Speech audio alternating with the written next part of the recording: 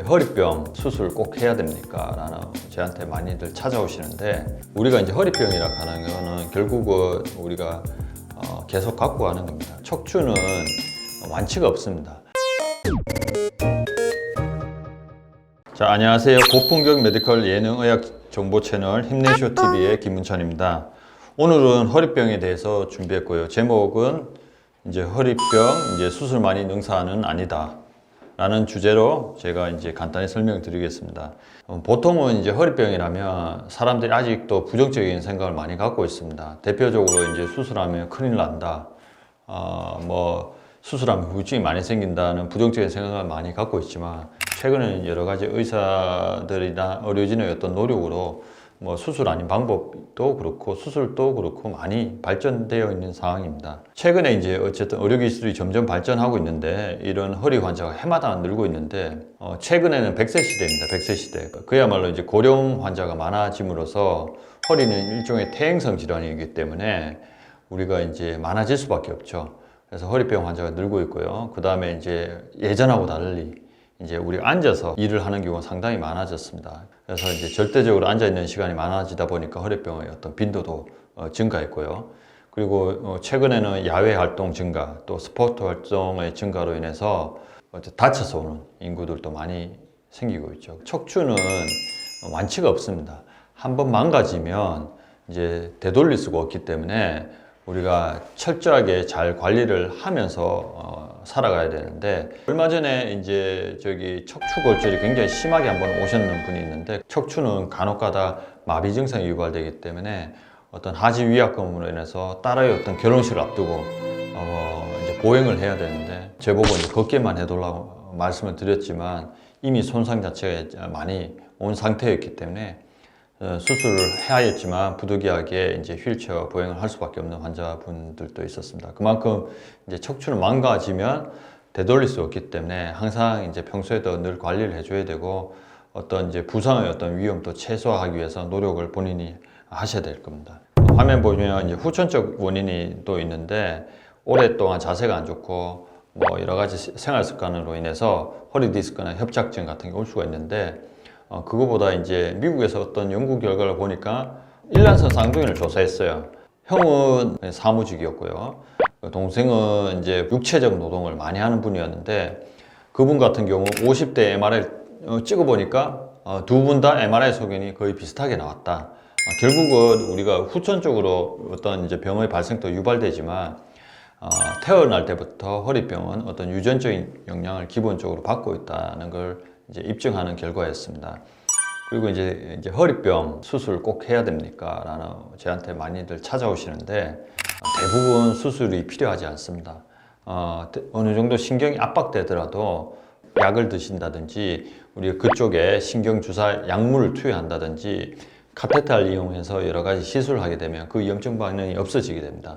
그러면 이제 통증이 조절되기 때문에 충분히 수술 아닌 방법으로 치료가 가능하고요. 하지만 이제 우리가 반드시 모든 환자에 있어서 수술이 다 해결될 수 있는 건 아니고, 한 10% 내외에서는 우리가 이제 수술 아닌 방법으로 조절이 도무지 안 되기 때문에 그런 분들은 이제 수술을 권유할 수밖에 없는 상태로인 경우도 간혹 있습니다.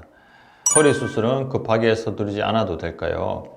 대부분은 이제 서두를 필요는 없죠. 요즘 시술은 여러 가지 종류가 많습니다.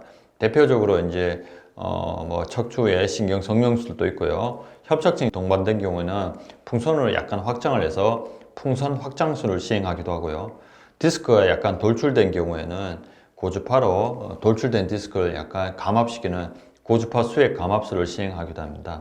이런 여러 가지 기법들이 발달되어 있는 상태입니다.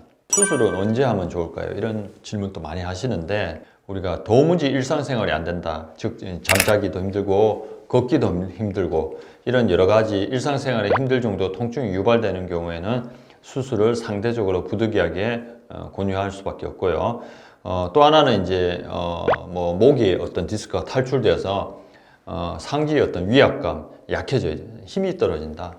또는 아니면 젓가락질이나 단추질 같은 약간 미세한 동작이 둔해진다. 이게 점점 진행되는 경우에 우리가 수술을 권유할 수 있고요. 또 이제 허리 같은 경우는 다리 힘이 떨어지는 경우, 그래서 이제 발목 힘이 떨어진다든지 뭐 대소변 장애, 심한 분들은 소변 어떤 장애까지 유발되는 경우가 있는데 그런 경우에 진행하는 마비인 경우에는 가능한 긴급적으로 수술을 권유하라고 이제 되어 있습니다. 그래서 이제 마비가 온 경우, 그 다음에 해결되지 않은 통증은 수술을 권유한다라는 게 오히려 더 명확합니다. 우리가 이제 허리병이라 하는 거는 결국은 우리가 계속 갖고 가는 겁니다. 평생 조절을 잘 해야 되는 질환 중에 하나고요. 그렇다고 너무 심각하게 생각할 필요는 없고, 허리는 이제 두 가지를 좋아합니다.